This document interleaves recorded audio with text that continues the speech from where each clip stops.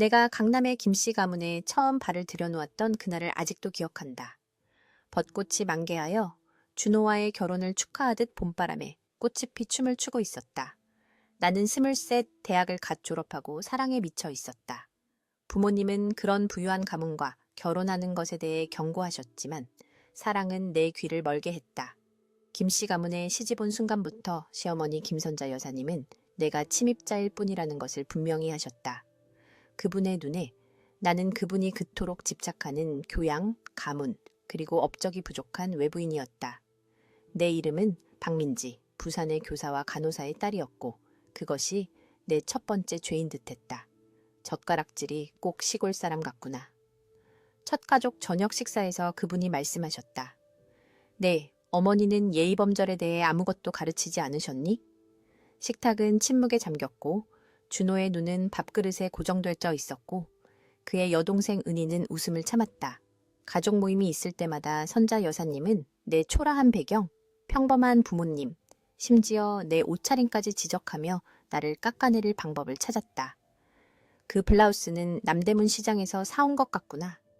한 번은 모두가 들을 수 있을 만큼 큰 소리로 말했다. 우리 집안은 롯데백화점에서 쇼핑한단다. 그분의 말은 칼날처럼 날카로워 내가 이 가문의 부와 지위에 어울리지 않는다는 것을 상기시켰다. 전통적인 한국 가정에서의 삶은 위계질서가 모든 것을 지배한다는 것을 의미했다.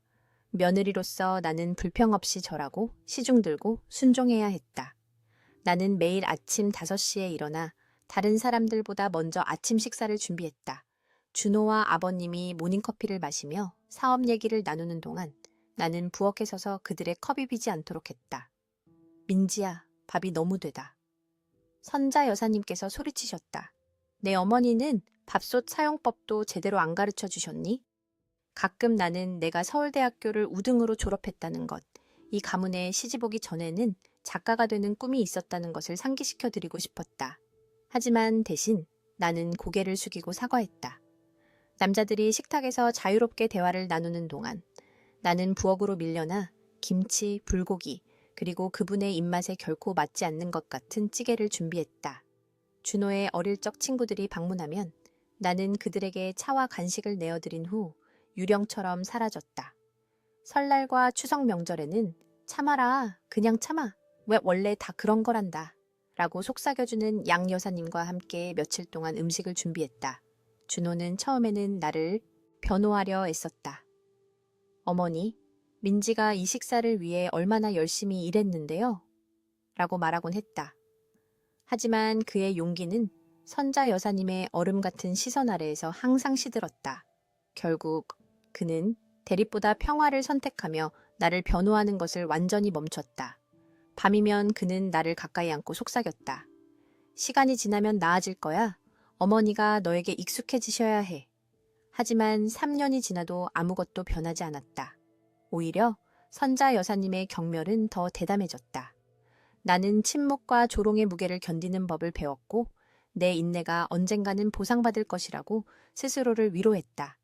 나는 완벽한 며느리가 되기 위해 요리하고 청소하고 시중 들고 미소 지으며 헌신했다. 선자 여사님께서 김씨 가문의 여자가 그런 하찮은 일에 빠져 있는 것은 어울리지 않는다고 생각하셨기 때문에 한때 나를 정의했던 열정인 글쓰기마저 포기했다. 그러나 가장 큰 타격은 결혼 4년차 추석에 찾아왔다.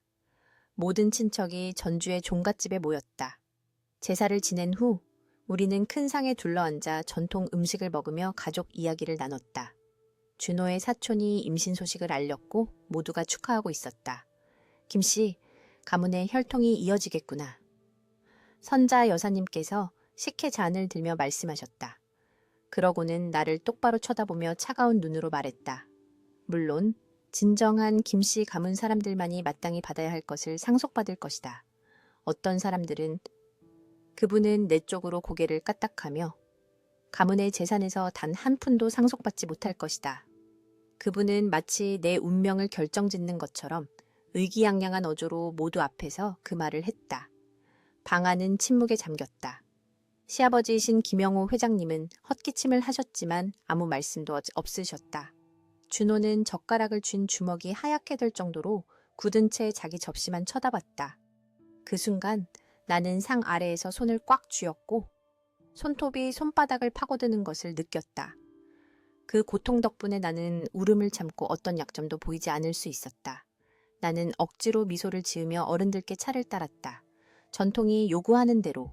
하지만 내 안에서는 무언가가 변했다. 그 순간 나는 만약 운명이 내게 기회를 준다면 그분의 잔인한 위로 솟아오르겠다고 맹세했다. 그날 밤 준호가 뜨끈한 온돌방에 깔린 전통요 위에서 내 옆에 잠들었을 때 나는 나무 천장들보를 바라보며 스스로에게 약속했다. 나는 이 여자에게 무너지지 않을 것이다. 그분의 경멸의 그늘 속에서도 살아남고 번성할 방법을 찾을 것이다.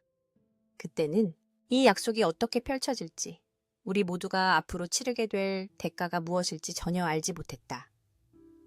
그 소식은 비 오는 4월의 화요일 아침에 전해졌다. 새벽 4시 30분 준호의 전화벨이 우리 침실의 어둠을 가르며 날카롭게 울렸다. 나는 이미 반쯤 깨어 가족의 아침 식사를 준비하는 하루 일과를 시작하려던 참이었다. 아버지가 돌아가셨어. 전화를 끊은 후 그가 공허한 목소리로 속삭였다. 주무시다가 또 뇌졸중이 오셨대. 김영호 회장님은 몇 년 동안 건강 문제와 싸우고 계셨다. 73살의 나이에 이미 2번의 심장마비와 가벼운 절뚝거림을 남긴 뇌졸중을 이겨내셨다. 건강이 악화되었음에도 불구하고 그는 40년 동안 작은 대기업으로 성장한 하연 회사인 김씨 기업의 창업자로서 가문에 의심할 여지 없는 가장으로 남아있었다. 몇 시간 만에 압구정동 우리 집은 변했다. 공기는 향 연기로 무거워졌고 친척들이 검은 한복을 입고 엄숙한 표정과 조이금 봉투를 들고 도착하기 시작했다. 거실은 영정사진을 모신 제단을 위해 재배치되었고 흰 국화와 그가 좋아하던 과일, 그리고 전통 제물이 주변을 둘러쌌다. 관습에 따라 며느리인 나는 장례 기간 동안 집안의 많은 책임을 져야 했다. 준호와 그의 형 준석이 손님을 맞이하고 조의를 받는 동안 나는 보이지 않는 곳에서 쉴 새 없이 일했다. 재물을 배열하고 출장 음식업체 직원들을 지휘하고 영호 회장님께서 원하셨을 것처럼 모든 세부 사항이 완벽하도록 했다. 떡은 2단이 아니라 3단으로 쌓아야지. 제사상을 차리는 내게 선자 여사님께서 쏘아붙이셨다. 그리고 사과는 동쪽을 향해야 하고 장례 예법에 대해 아는 게 하나도 없니? 그분의 눈은 붉고 부어 있었지만 슬픔 속에서도 비판은 누그러지지 않았다. 나는 말없이 모든 것을 다시 배열하며 사과의 절을 했다. 하루 종일 나는 조문객들에게, 스님들에게, 한 번도 만난 적 없는 먼 친척들에게 수없이 절했다. 내 이마는 조상 제례를 위한 깊고 공식적인 절을 하느라 바닥에 닿았다. 그동안 나는 선자 여사님의 경멸을 똑같이 반영하는 친척들의 속삭이는 비판을 견뎌야 했다. 저 애가 부산에서 온 며느리래. 선자 여사님의 여동생인 최 여사님이 딸에게 말하는 것을 엿들었다.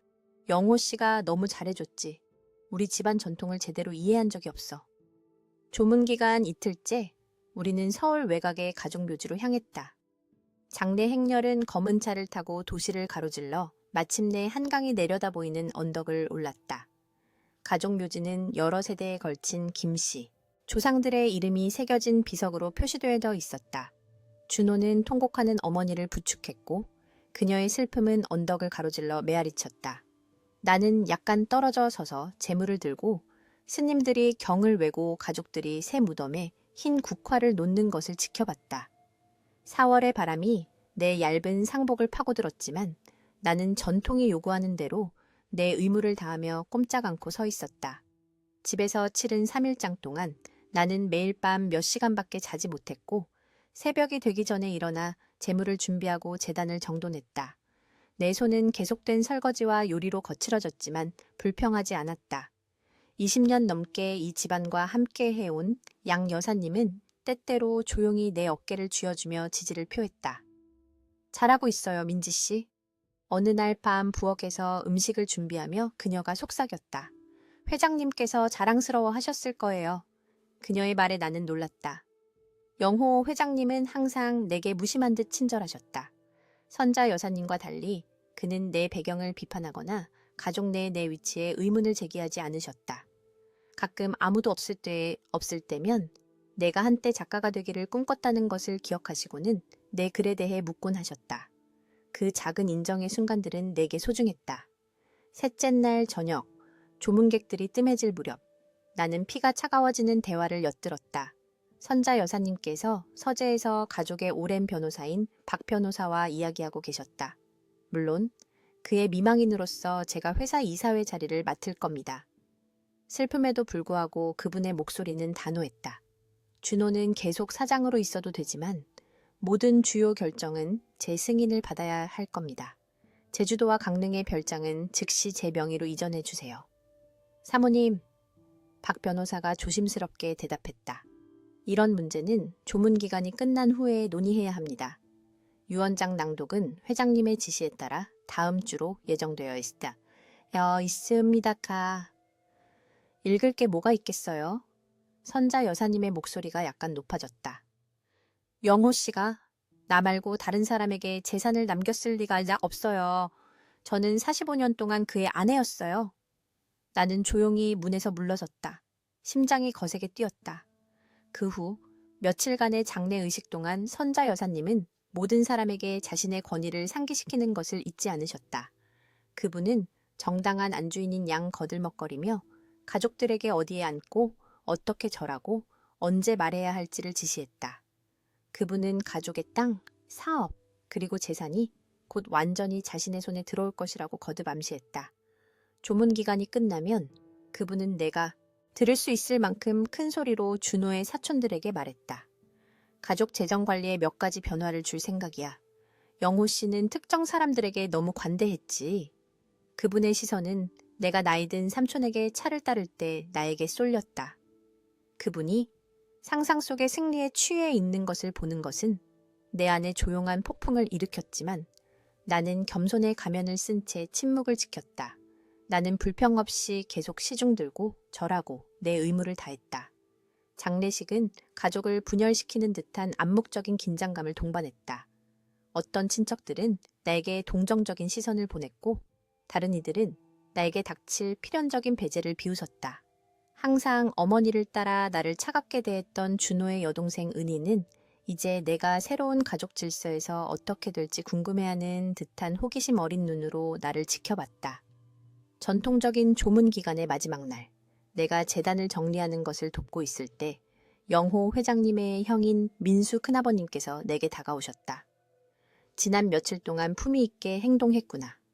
그가 조용히 말했다. 내 동생은 그런 걸 알아보는 사람이었지. 거칠애보다는 진심을 중요하게 생각했어. 나는 그의 말이 무슨 뜻인지 확신할 수 없어 절을 하며 감사 인사를 드렸다. 몸을 일으켰을 때 선자 여사님께서 의심스러운 눈초리로 우리를 지켜보고 있는 것을 발견했다. 그날 밤 의식과 슬픔으로 지친 준호와 내가 잠자리에 들 준비를 할 때 그가 내 손을 잡았다. 아버지는 항상 너를 존중하셨어. 그가 부드럽게 말했다. 한 번은 내게서 당신 어머니를 떠올리게 하는 강인함이 있다고 말씀하셨어. 나는 그의 손을 꼭 잡았지만 아무 말도 하지 않았다. 다음 주에 예정된 유언장 낭독을 생각하며 영호 회장님께서 마지막으로 어떤 말을 남기셨을지 궁금했다. 무슨 일이 일어나든 나는 평정심을 유지하며 모든 의례적인 절차에 깊이 절했다. 진실의 날이 빠르게 다가오고 있다는 것을 알았기 때문이다. 유언장 낭독일은 영호 회장님의 장례식 일주일 후였다. 아침은 맑고 밝았고 우리 집 창문 안의 긴장감과는 무관하게 벚꽃이 여전히 나무에 매달려 있었다. 나는 소박하지만 격식에 맞는 검은색 원피스를 조심스럽게 입었다. 준호는 어두운 정장을 입었고 거울 앞에서 넥타이를 매는 그의 얼굴은 긴장되어 있었다. 그는 유언장에 대한 기대를 별로 말하지 않았지만 나는 그의 불안감을 느낄 수 있었다.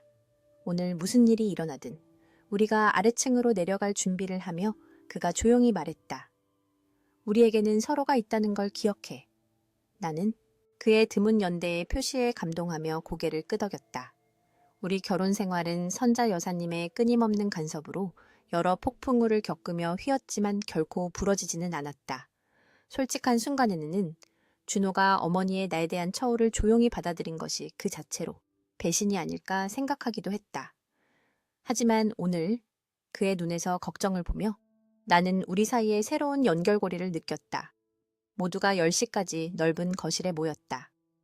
오치칠한 목재의 가구와 벽에서 내려다보는 조상들의 초상이 있는 그 공간은 크기에도 불구하고 숨이 막힐 것 같았다. 준호의 형 준석은 아내 혜원과 함께 앉아 있었는데 둘 다 불편해 보였다. 은희는 의자 끝에 걸터 앉아 초조하게 휴대폰을 확인했다.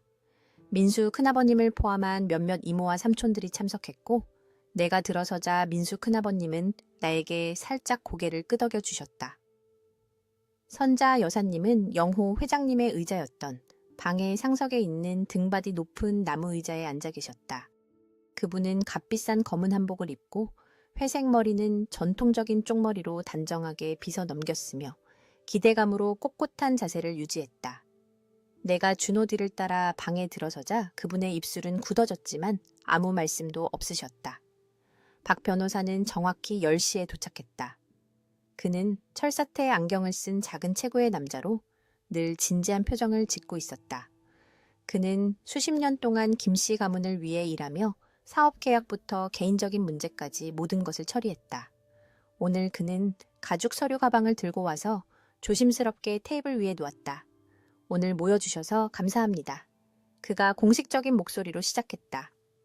아시다시피 우리는 고 김영호 회장님의 마지막 유언과 증서를 낭독하기 위해 이 자리에 모였습니다. 시작하기 전에 다시 한번 가족분들께 애도를 표합니다. 김 회장님은 제 의뢰인이셨을 뿐만 아니라 오랜 친구이셨습니다. 선자 여사님은 조급하게 고개를 끄덕였다. 박 변호사님의 마음은 감사히 받겠습니다. 낭독을 진행해 주시죠. 변호사는 서류 가방에서 여러 문서를 꺼내며 안경을 고쳐 썼다. 알겠습니다. 이것은 올해 1월 15일자로 작성된 김영호 회장님의 최종 유언장입니다. 이전의 모든 버전에 우선합니다. 방 안에 웅성거림이 일었다. 1월 15일, 불과 석 달 전이었다. 나는 준호를 흘끗 보았지만 그의 표정에서는 아무것도 읽을 수 없었다. 박 변호사는 헛기침을 하고 읽기 시작했다. 나, 김영호는 건전한 정신과 신체 상태에서 이에 이것이 나의 마지막 유언이자 증서임을 선언한다. 변호사가 한 줄 한 줄 읽어 내려감에 따라 방 안의 분위기는 바뀌었다.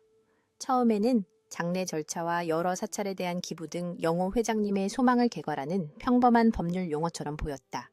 그 다음에는 개인적인 물품들의 유증이 이어졌다. 그의 시계 컬렉션은 준석에게, 갑오들은 은희에게, 그의 개인 서재는 준호에게. 선자 여사님은 재산에 대한 자신의 지배력이 이미 확보되었다고 확신하며 기대감에 찬 눈으로 똑바로 앉아 있었다. 그분은 사소한 유증이 읽힐 때마다 살짝 고개를 끄덕이며 자신을 주 상속인으로 확정할 주요 발표를 분명히 기다리고 있었다. 그때 박 변호사는 잠시 멈추고 물을 한 모금 마신 후 계속해서 읽었다. 나의 사업 지분, 부동산 자산, 그리고 금융 자산에 관해서는 여러분 중 일부를 놀라게 할 수도 있는 결정을 내렸습니다만 이는 제가 수년 동안 신중하게 고려한 결정입니다. 방 안은 완전히 조용해졌다. 나는 구석에 있는 괴종시계가 고통스러울 정도로 정확하게 초를 세는 소리를 들을 수 있었다. 나는 이에 김씨 기업의 모든 주식, 압구정동의 본가를 포함한 모든 부동산, 제주도와 강릉의 별장, 그리고 모든 토지 소유권 뿐만 아니라 모든 금융 계좌와 투자를 나의 며느리 박민지에게 유증한다. 방 안은 경악으로 가득 찼다. 선자 여사님의 얼굴에서 핏기가 가셨고 그분의 손은 의자 팔걸이를 너무 꽉 쥐어 손마디가 하얗게 변했다. 은희의 휴대폰이 바닥으로 떨어졌다. 준석은 갑자기 일어섰다가 어쩔 줄 몰라 다시 앉았다. 박 변호사는 방 안을 휩쓰는 충격의 파장에도 불구하고 흔들림 없는 목소리로 계속 읽었다. 나는 민지가 우리 가족에게 보여준 변함없는 헌신, 역경 속에서의 조용한 강인함, 그리고 우리 전통에 대한 진정한 존중을 인정하여 이 결정을 내린다. 다른 이들이 권력을 추구하는 동안 그녀는 가족의 의무와 명예에 대한 진정한 이해를 보여주었다. 나는 내 안의 동요를 드러낼까봐 꼼짝 않고 앉아 있었다. 내 옆에 준호는 불신에 찬 눈으로 굳어 있었다. 나의 아내 선자에게는 박 변호사가 계속 읽었다. 민지가 관리하는 월 생활비를 남긴다.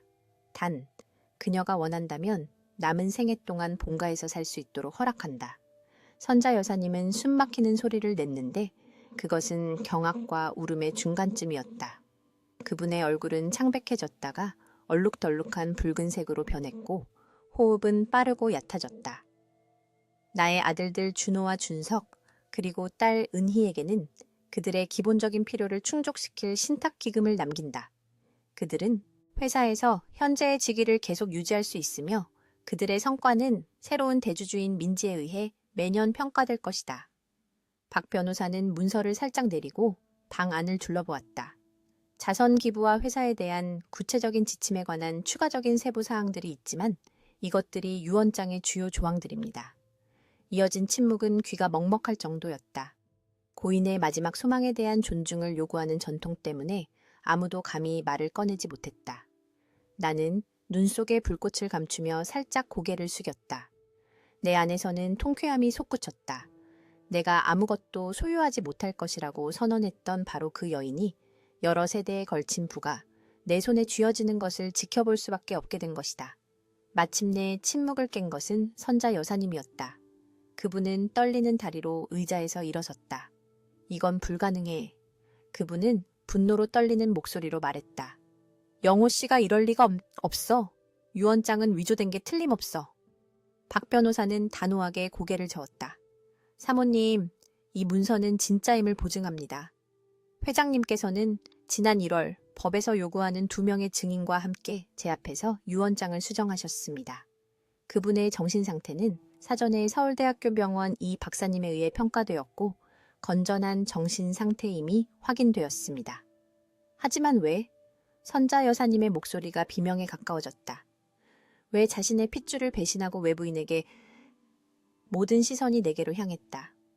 나는 그들의 시선의 무게를 느낄 수 있었다. 어떤 것은 호기심 어리고 어떤 것은 적대적이며 어떤 것은 계산적이었다. 준호의 손이 테이블 아래에서 내 손을 찾아 부드럽게 쥐었다. 지지인지 충격인지 알 수 없었다. 나는 천천히 눈을 들어 아마도 처음으로 공손하게 시선을 피하지 않고 선자 여사님의 시선을 마주했다. 시아버님께서 왜 이런 결정을 내리셨는지 저는 모릅니다. 나는 내 목소리에 안정감에 놀라며 조용히 말했다.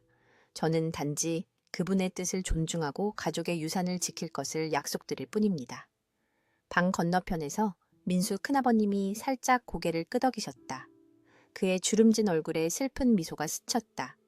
나는 장례식에서 영호 회장님께서 거칠애보다 진심을 중요하게 생각하셨다는 그의 말을 기억하며 그가 얼마나 알고 있었을지 궁금했다. 선자 여사님은 불신과 분노의 가면을 쓴 채 의자에 다시 주저앉았다. 은희는 이제 대놓고 울고 있었고 준석은 아내에게 미친 듯이 속삭였다. 방 안은 마치 폭풍우가 몰아치기 직전처럼 긴장감으로 가득 찼다. 박 변호사는 헛기침을 했다. 한 가지 더 있습니다. 그가 서류 가방에 손을 뻗으며 말했다. 회장님께서 민지 씨에게 봉인된 편지를 남기셨습니다.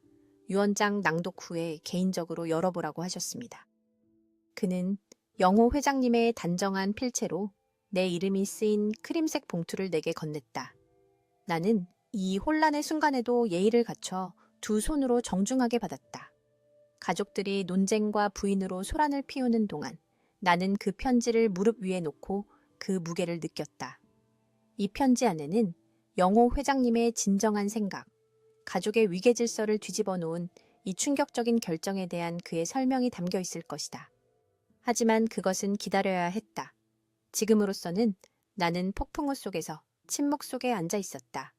더 이상 가족의 변두리에 있는 그림자가 아니라 갑자기 예기치 않게 그 중심이 되었다. 그날 저녁 유언장 낭독에 혼란이 가라앉고 친척들이 수군거리며 뒤돌아보며 떠난 후 나는 마침내 우리 침실에서 영호 회장님의 편지를 열었다. 준호는 오후 내내 비정상적으로 조용했고 멍한 침묵과 내가 회사를 어떻게 할 것인지에 대한 간결하고 실질적인 질문 사이를 오갔다. 봉투 안에는 영호 회장님 본인처럼 정확하고 신중한 필체로 쓰인 2장의 편지가 들어있었다. 민지에게. 편지는 이렇게 시작했다. 이제 너는 내가 내린 결정을 알 것이다. 집안이 혼란에 빠졌을 것을 상상하니 그 점에 대해서는 사과한다. 하지만 내 선택에 대해서는 사과하지 않는다. 지난 7년 동안 나는 네가 선자의 냉대를 품위 있게 견뎌내는 것을 지켜보았다. 거의 감사를 표하지 않는 가족을 위해 네가 새벽이 되기 전에 일어나는 것을 보았다. 내게는 그럴 권리가 없다고 들으면서도 우리 전통에 대한 너의 헌신을 지켜보았다. 다른 이들이 보지 못한 것을 나는 똑똑히 보았다. 너는 혈통과 지위를 넘어선 가족의 진정한 의미를 이해한다. 의무, 희생, 그리고 조용한 강인함. 이것들이 우리 김씨 가문의 부를 여러 세대에 걸쳐 이룩한 자질이지 그것을 잠식하기 시작한 자만심과 당연함이 아니다. 나는 내 아내와 자식들이 우리 가족이 일어선 초라한 시작을 잊어버리는 것을 지켜보았다. 내 아버지는 광장시장에서 채소를 팔아 첫 어선을 살 수 있을 때까지 한 푼 한 푼 모으셨다. 나는 수년간의 노력으로 그분의 기반 위에 세웠다. 이제 나는 그 대가를 이해하지 못한 채 부에 대한 기대감만을 본다. 너에게서 나는 우리의 성공을 가능하게 한 가치들을 본다. 내가 내게 준 것을 현명하게 사용하거라. 공정하되 단호해라. 진정한 힘은 다른 사람을 통제하는 것이 아니라 자신을 통제하는 데 있다는 것을 기억하거라. 너는 이 상속을 혈통이 아니라 인격으로 얻었다. 그것이 더 위대한 유산이다. 편지는 간단히 김영호라고 서명되어 있었다. 나는 손을 약간 떨며 편지를 조심스럽게 접어 봉투에 다시 넣었다. 창밖으로 저녁이 밤으로 깊어지고 서울의 불빛이 어둠 속에서 반짝였다. 오랫동안 나는 이 가족 안에서 작고 보잘것없다고 느꼈다. 이제 책임감의 무게가 내 어깨를 짓눌렀는데 그것은 억압적이면서도 이상하게 자유로웠다.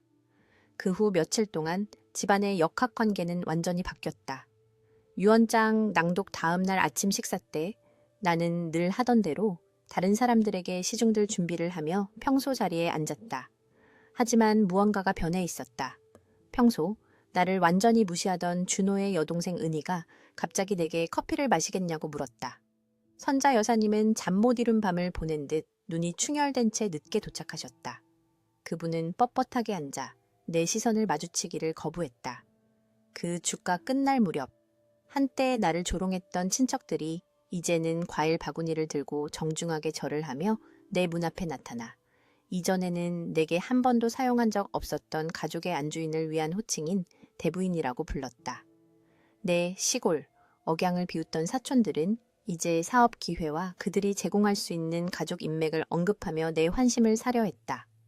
나는 공식적인 응접실에서 그들에게 차와 떡을 대접하며 차분한 표정을 지었지만 속으로는 그들이 한때 했던 모든 잔인한 말을 기억하고 있었다.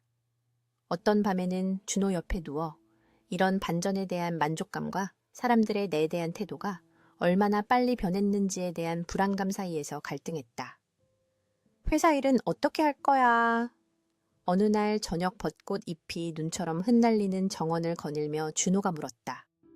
그의 말투는 조심스럽고 중립적이었다. 유언장 낭독 이후 일주일 동안 그는 결혼 생활 몇 년 만에 처음 느껴보는 새로운 경의를 담아 나를 대하고 있었다. 당장 큰 변화를 줄 계획은 없어. 나는 신중하게 단어를 고르며 말했다. 먼저 사업을 더 잘 이해하고 싶어. 그는 안도감이 역력한 어깨로 고개를 끄덕였다. 내가 도와줄 수 있어. 아버지와 15년 동안 일했으니까. 고마울 것 같아. 나는 말했다. 그리고 진심이었다. 모든 것에도 불구하고 준호는 내게 의도적으로 잔인하게 군 적은 없었다. 단지 어머니의 적대감 앞에서 수동적이었을 뿐이다. 아마도 이제 우리 사이에 어머니의 그림자 없이 우리는 새로운 무언가를 쌓을 수 있을 것이다. 다음 월요일 나는 처음으로 소유주로서 김씨기업 본사를 방문했다.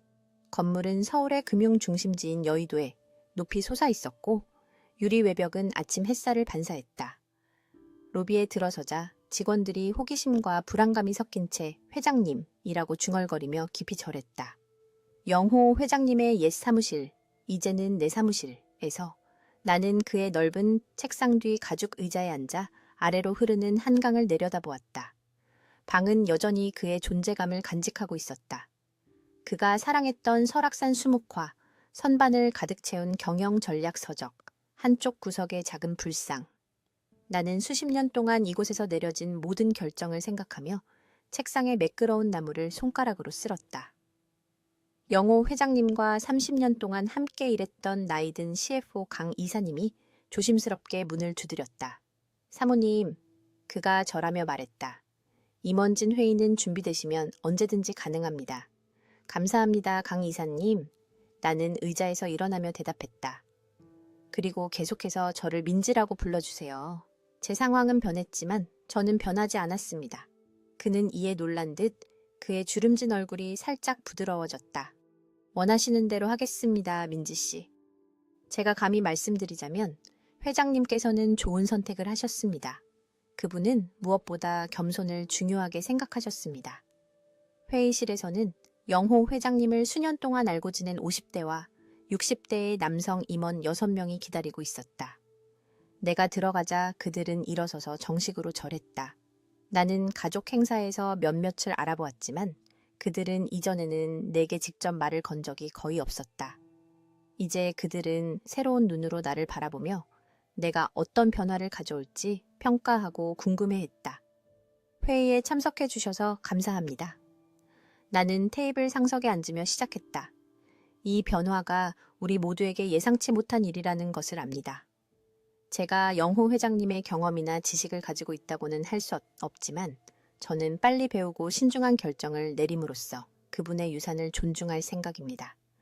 회의는 내가 예상했던 것보다 순조롭게 진행되었다. 임원들은 존중하는 태도로 현재 프로젝트와 과제들을 명확하게 설명했다. 내 오른쪽에 앉은 준호는 때때로 맥락이나 설명을 덧붙였다. 2시간이 끝날 무렵 나는 회사의 운영과 곧 내 주의를 요할 결정들에 대해 더 명확한 그림을 그릴 수 있었다. 집에 돌아오니 선자 여사님께서 거실에서 나를 기다리고 계셨다. 유 원장, 낭독 이후 일주일 동안 그분은 얼음 같은 침묵과 겨우 억누른 분노 사이를 오갔다. 이제 그분은 내가 들어서자 일어섰다. 자세는 꼿꼿했지만 눈은 단호했다. 정리할 문제에 대해 얘기해야겠구나. 그분은 서두 없이 말했다. 이 집은 40년 동안 내 집이었어. 이제 네가 나를 나가라고 하겠지. 나는 그분의 얼굴을 살폈다. 입가에 새로 생긴 긴장의 선들, 패배감 속에서도 자존심을 지키려는 턱의 각도. 몇 년 동안 이 여인은 내 세상의 중심이었고 그분의 인정은 항상 구했지만 결코 얻지 못했다. 이제 우리 둘 다 상상할 수 없었던 방식으로 우리의 위치가 뒤바뀌었다. 이 집은 어머님 댁입니다. 나는 간단히 말했다. 아버님께서 어머님이 이곳에 머무시길 원하셨고 저는 그것을 바꿀 생각이 없습니다.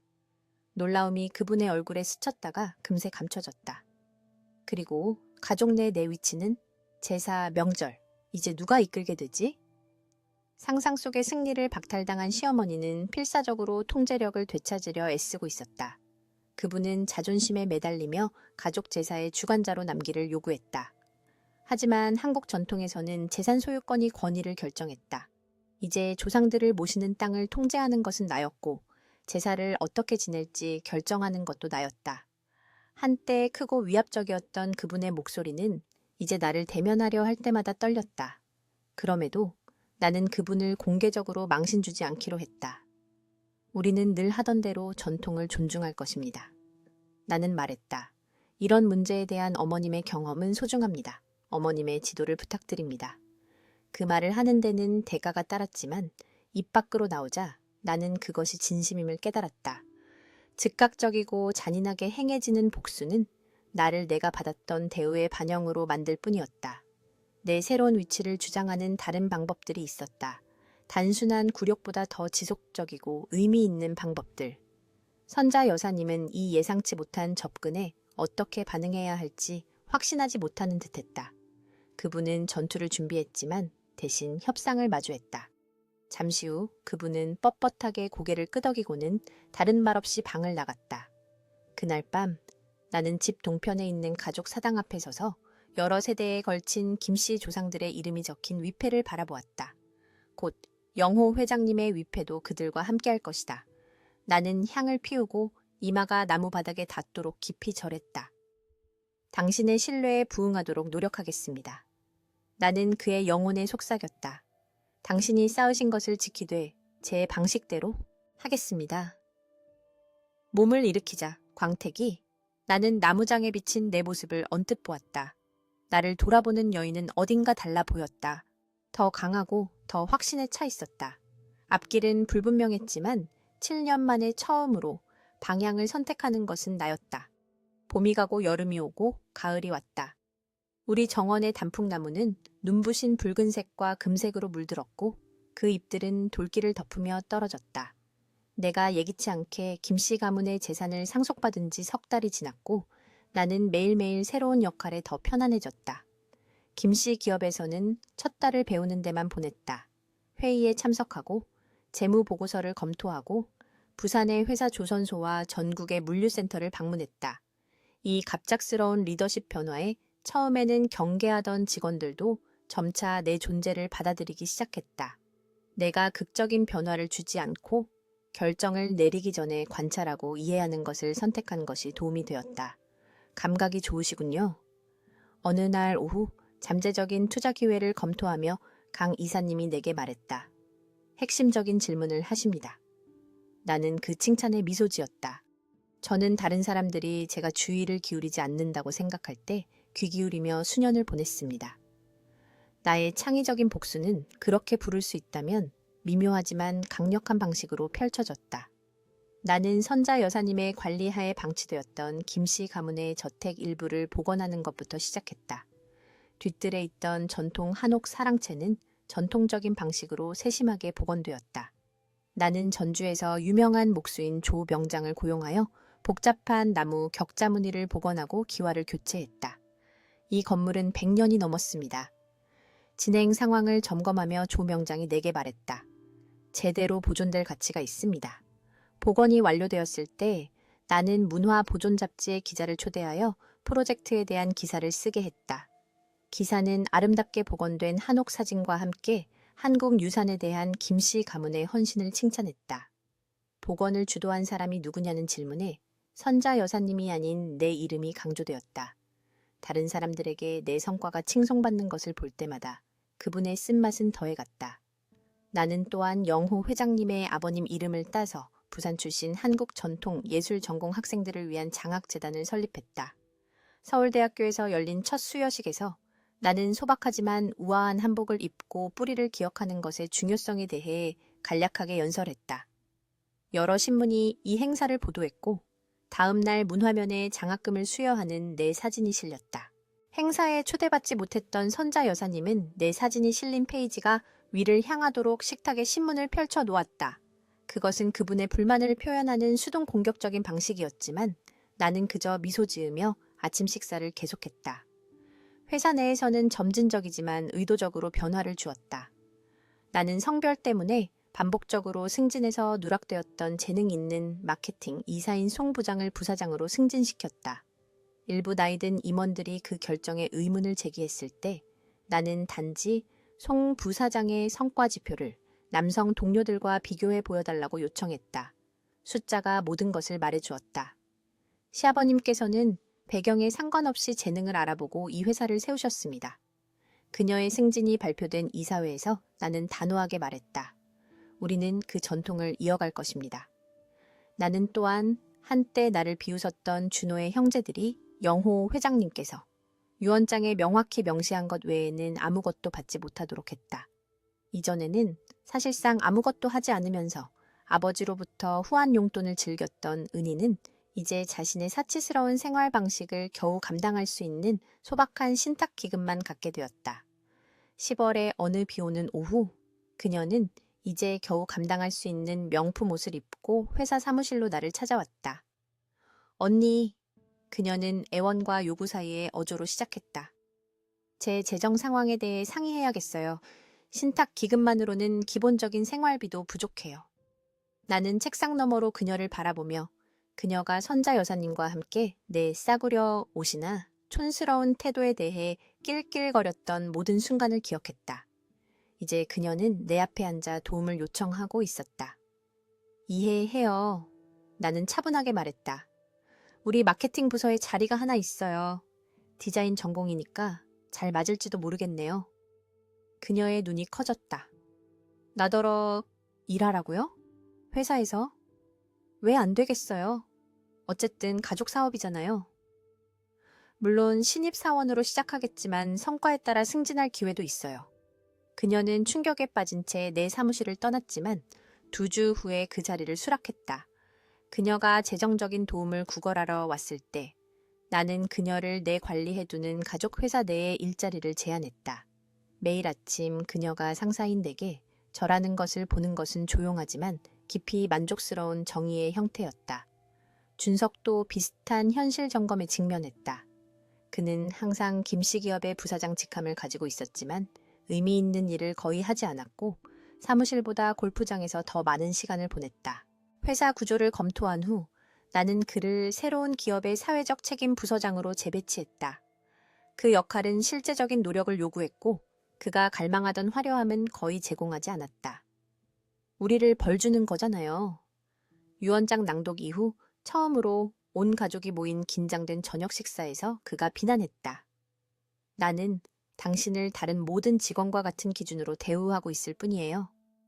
나는 목소리를 고르게 유지하며 대답했다. 영호 회장님은 이 회사를 특권이 아닌 실력으로 세우셨어요. 선자 여사님은 이 대화 동안 아무 말씀도 없으셨지만 그분의 눈에서 계산적인 빛을 볼 수 있었다. 그분은 약점이나 실수를 찾으며 기다리고 지켜보고 있었다. 하지만 몇 주가 몇 달로 바뀌면서 나의 실패에 대한 그분의 희망은 희미해졌다. 어려운 시장 상황에도 불구하고 회사의 분기 실적은 성장을 보였다. 그분이 예측했던 것처럼 나의 리더십 회해 가족의 사회적 지위는 하락하기는커녕 굳건히 유지되었다. 사실 나는 서울의 비즈니스 커뮤니티 내에서 새로운 관계를 구축하기 시작했는데 특히 나의 더 현대적인 접근 방식을 높이 평가하는 젊은 기업가들과의 관계였다. 한화그룹 회장이 나를 기술투자 컨소시엄에 초대했을 때 보통 남성 임원에게 돌아갔을 자리. 나의 영향력이 선자 여사님께서 상상했던 것 이상으로 커지고 있다는 것이 분명했다. 집에서는 차분한 위엄을 유지했다.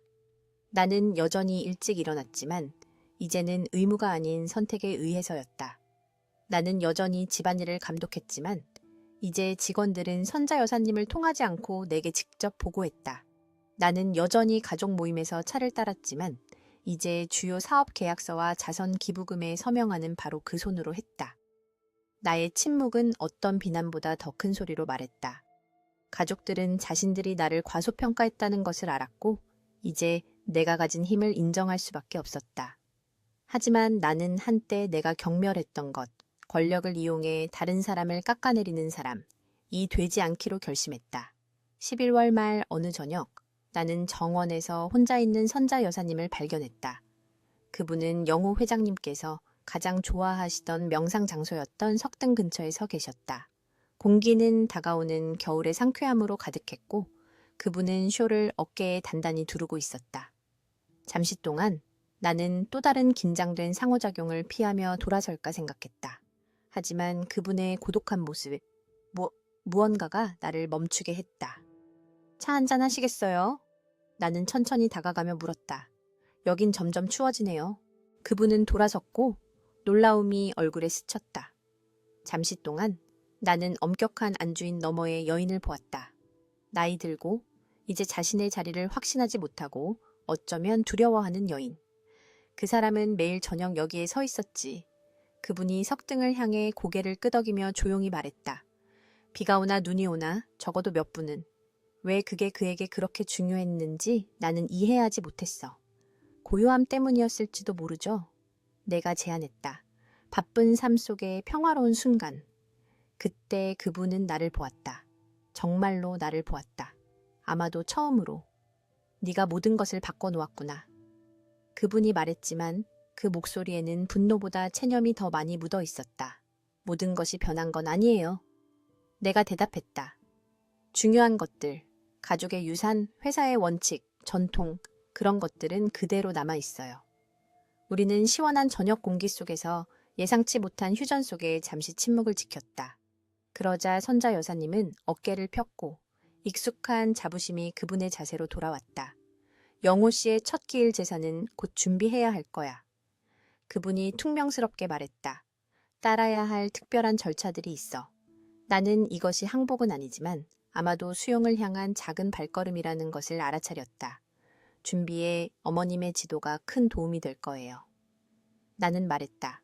우리가 함께 집으로 돌아갈 때 친구도 아니고 우리가 그랬던 적도 아니면서 나는 복수의 본질에 대해 생각했다. 선자 여사님이 겸손해지는 것을 보며 상상했던 만족감은 실제했지만 그것은 나 자신의 가치를 증명하는 더 깊은 성취감에 비하면 공허했다. 그분에게뿐만 아니라 나 자신에게도 나의 복수는 그분이 소중히 여겼던 것을 파괴하는 데 있지 않았다. 그것은 그분이 결코 가능하다고 상상하지 못했던 방식으로 그것을 보존하고 향상시키는 데 있었다. 회사의 각 성공, 가족 유산의 각 복원, 비즈니스 커뮤니티에서 구축된 각 새로운 관계는 영호 회장님의 선택을 입증하는 동시에 나를 무시했던 사람들에 대한 조용한 도전이었다. 진정한 복수는 나는 이해하기 시작했다. 다른 사람들에게 그들의 실수를 인정하도록 강요하는 것이 아니었다. 그것은 그들의 낮은 기대를 훨씬 뛰어넘어 그 기대들이 무관해지도록 더 이상 나를 정의하지 않는 과거의 유물이 되도록 솟아오르는 것이었다. 겨울이 서울에 내려 도시를 눈으로 덮어 끊임없는 도시의 소음을 잠재웠다. 한 해가 저물어 가면서 나는 나를 이곳으로 이끈 비범한 여정을 되돌아보게 되었다.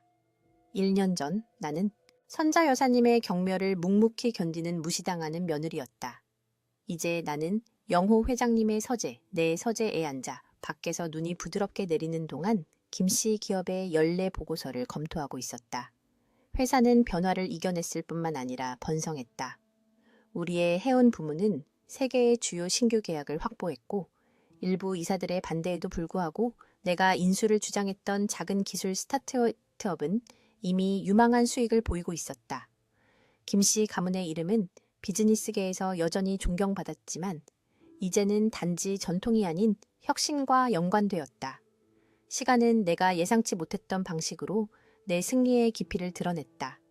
나는 선자 여사님이 틀렸다는 것을 증명하는 것에서 만족감을 기대했지만 의미 있는 무언가를 구축하는 데서 오는 더 깊은 성취감은 예상하지 못했다. 장학재단은 이제 15명의 학생을 지원했고 내가 부산과 서울 예술가들 사이에 처음으로 설립한 문화교류 프로그램은 전국적인 주목을 받고 있었다. 새해 전략 회의는 1월 5일로 예정되어 있습니다. 비서인 지영 씨가 서명이 필요한 서류 뭉치를 가져오며 상기시켰다. 그리고 아동재단 갈라는 12일입니다. 회장님을 기조 연설자로 요청했습니다. 나는 마지막 서류에 서명하며 고개를 끄덕였다. 둘 다 확정해 주세요. 그리고 지영 씨, 설날 준비는 어떻게 되어가고 있나요? 모든 것이 일정대로 진행되고 있습니다. 출장 요리 업체는 확정되었고 요청하신 대로 전통 악단도 예약되었습니다. 이번 설은 영호 회장님께서 돌아가신 후 처음 맞는 명절이었고 나는 그것이 전통과 그의 기억 모두를 기리는 것이 되도록 결심했다. 한국 문화에서 설날은 가장 중요한 가족 명절 중 하나로 조상들을 기리고 가족의 유대를 재확인하는 시간이었다. 집안의 새로운 가장으로서 이러한 의식에 대한 책임은 이제 나에게 있었다. 집에서의 역학관계는 새로운 패턴으로 자리 잡았다. 선자 여사님은 가족 일에서 다소 물러나 여동생들과 함께하거나 절에서 더 많은 시간을 보내셨다. 최근 몇 달 동안 그분의 건강이 쇠약해지기 시작했다. 심각한 것은 아니었지만 더 쉽게 피로를 느끼고 가끔 어지러움을 호소하셨다. 우리의 복잡한 관계에도 불구하고 나는 그분의 안녕이 걱정되었다. 박 선생님을 뵙는 게 좋겠어요. 어느 날 저녁 그분이 몸이 좋지 않다고 말씀하신 후 내가 말했다. 내일 기사님께 모셔다 드리라고 할게요. 그분은 알 수 없는 표정으로 나를 보았다. 네가 왜 신경 쓰니? 내가 그냥 사라지는 게 너한테는 더 편할 텐데. 그렇지 않아요. 나는 솔직하게 말했다. 어머님은 여전히 준호 씨 어머니시고 이 가족의 일부세요. 그때 그분의 눈에서 무언가 바뀌었다. 온기는 아니었지만 아마도 마지못한 인정이었을 것이다. 그분은 의사를 만나기로 동의했고 검사 결과 고혈압과 초기 심장병 징후가 나타나자 내가 주선한 시간제 간호사를 아무런 항의 없이 받아들였다. 시어머니의 건강은 쓴맛이 그녀를 잠식하면서 쇠약해졌고 그녀는 한때 내가 권리가 없다고 주장했던 바로 그 지붕 아래 내 집에서 살아야만 했다. 매일 그녀는 내가 친척, 이웃, 심지어 자신의 자식들로부터 받는 존경을 목격했다. 그것은 어떤 대립보다 더 달콤한 조용한 복수였다. 준호는 내가 예상했던 것보다 새로운 현실에 더 잘 적응했다. 처음에는 우리 결혼 생활에 바뀐 권력 역학에 대해 어색해했지만 우리가 더 평등한 파트너십을 구축하면서 점차 자신의 자리를 찾았다. 당신은 이걸 잘해.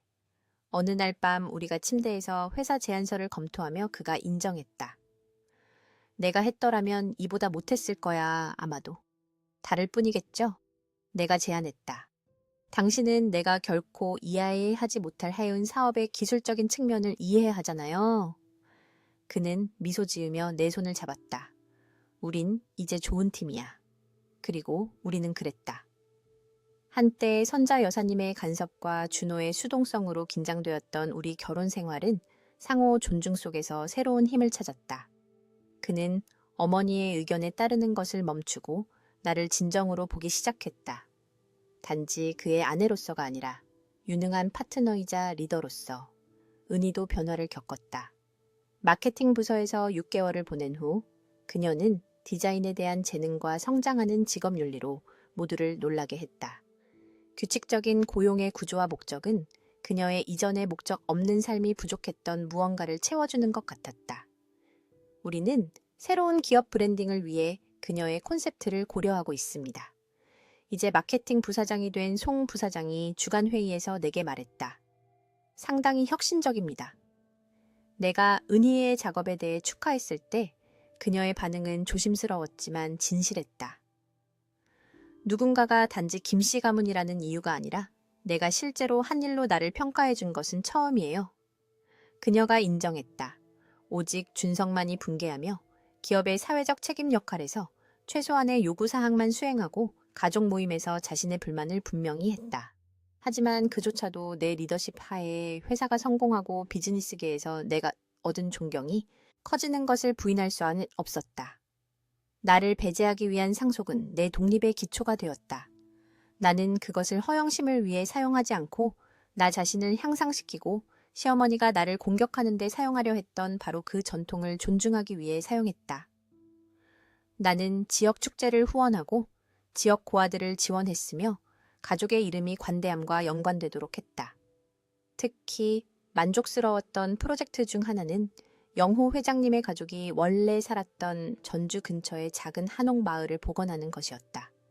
보존 노력은 김씨 가문의 뿌리를 기릴 뿐만 아니라 그 지역에 일자리를 창출하고 관광객을 유치했다. 한 주요 신문이 이 프로젝트에 대해 문화유산 보존의 모델이라고 부르는 특집 기사를 실었을 때 나는 그 기사를 액자에 넣어 우리 집의 주 복도에 걸었다. 설날이 다가오면서 집은 준비로 바빠졌다. 집안 직원들이 구석구석을 청소했고 방마다 전통 장식이 나타났다. 나는 선자 여사님께서 한때 내가 결코 제대로 이해할 수 없다고 주장했던 전통에 따라 떡, 건어물, 특정 패턴으로 배열된 과일 등 제사 음식 준비를 감독했다. 섣달 금음날 예상치 못한 손님이 도착했다. 장례식 때 내게 친절하게 말을 걸어주셨던 영호 회장님의 형인 민수 큰아버님께서 작은 나무 상자를 들고 오셨다. 이것은 내 어머니의 것이었다. 그가 그것을 내 손에 쥐어주며 말했다. 영호가 돌아간 후에 적절한 때가 되면 내게 주라고 내게 부탁했었지. 지금이 바로 그때인 것 같구나. 상자 안에는 비단끈에 매달린 소박하지만 우아한 옥 펜던트가 들어있었다. 여러 세대에 걸쳐 전해져 내려온 것이란다. 민수 큰아버님께서 설명하셨다. 보통 어머니에게서 딸에게로 영호가 네가 갖기를 원했어. 나는 손바닥에 차갑고 매끄러운 옥을 쥐고 그 물리적이고 상징적인 무게를 느꼈다. 감사합니다. 나는 진심으로 감동하여 말했다.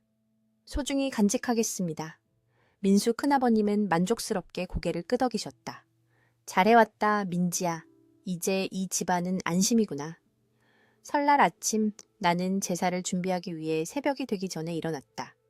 짙은 푸른색 비단으로 된 전통 한복을 입고 머리는 소박한 쪽머리로 묶었다. 목에는 옥 펜던트를 걸었고 그 깊은 녹색이 이른 아침 햇살을 받아 빛났다. 가족들은 위패가 모셔진 대청에 모였다. 준호는 내 옆에 섰고 은희, 준석 그리고 다른 친척들이 전통에 따라 자리를 잡았다.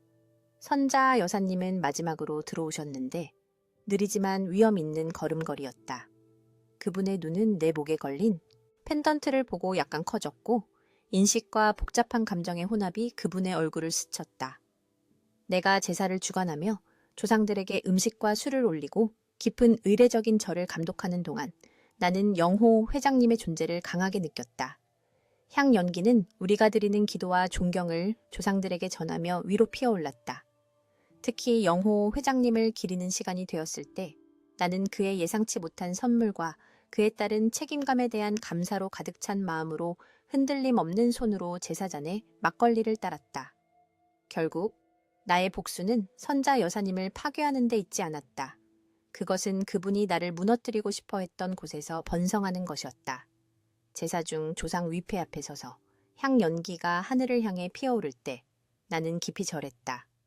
나는 시아버님께 유산을 맡겨주신 것에 대해 감사를 속삭였고 조용히 다시는 누구도 내가 가치가 없다고 단언하지 못하게 하겠다고 약속했다. 제사가 끝나고 가족들이 음복을 나눌 때 조용한 순간에 선자 여사님께서 내게 다가오셨다. 그분이 평소보다 낮은 목소리로 말했다. 시어머니께서 영호의 신부를 위해 주신 것이지. 내가 40년 동안 하고 다녔어. 나는 비난이나 주장이 이어질 것을 기다리며 그분의 시선을 똑바로 마주했다. 내게 잘 어울리는구나. 그분이 마침내 말하고는 여동생들과 함께 앉기 위해 자리를 옮겨 나를 잠시 말문이 막히겠다. 그날 저녁 젊은 친척들이 세뱃돈이 든 붉은 봉투를 들고 떠나고 집이 조용해진 후 나는 영호 회장님의 서재에 혼자 서 있었다. 벽에는 인내, 지혜, 조화라는 세 글자가 쓰인 그의 서예 족자가 걸려 있었다. 나는 액자를 가볍게 손가락으로 더듬으며 이제 그가 자신의 조용한 모범을 통해 가르치려 했던 것을 이해해서 했다. 멸시받던 며느리에서 존경받는 집안의 가장으로 가는 나의 여정은 한 바퀴를 돌았다. 내가 이룬 승리는 나를 상처 입힌 사람들을 굴욕시키는 데 있지 않았다. 그것은 그들의 기대를 뛰어넘어 나조차도 내가 될 수 있을지 몰랐던 누군가가 되는 데 있었다. 밖에서는 눈이 계속 내렸고 각 눈송이는 짧은 여정 속에서 독특하고 완벽했다. 내일은 새로운 도전, 사업 결정, 가족 역학, 전통과 진보의 지속적인 균형을 가져올 것이다. 하지만 오늘 밤 옥 펜던트가 피부에 따뜻하게 닿는 서재의 평화로운 정적 속에서 나는 마침내 내 자리를 찾았다는 것을 알았다. 선자 여사님의 대체자나 영호 회장님의 상속자로서가 아니라 나 자신, 민지, 진정한 힘은 다른 사람을 통제하는 것이 아니라 자신을 통제하는 데 있다는 것을 배운 여자로서 그 깨달음의 침묵 속에서 가장 달콤한 승리가 찾아왔다.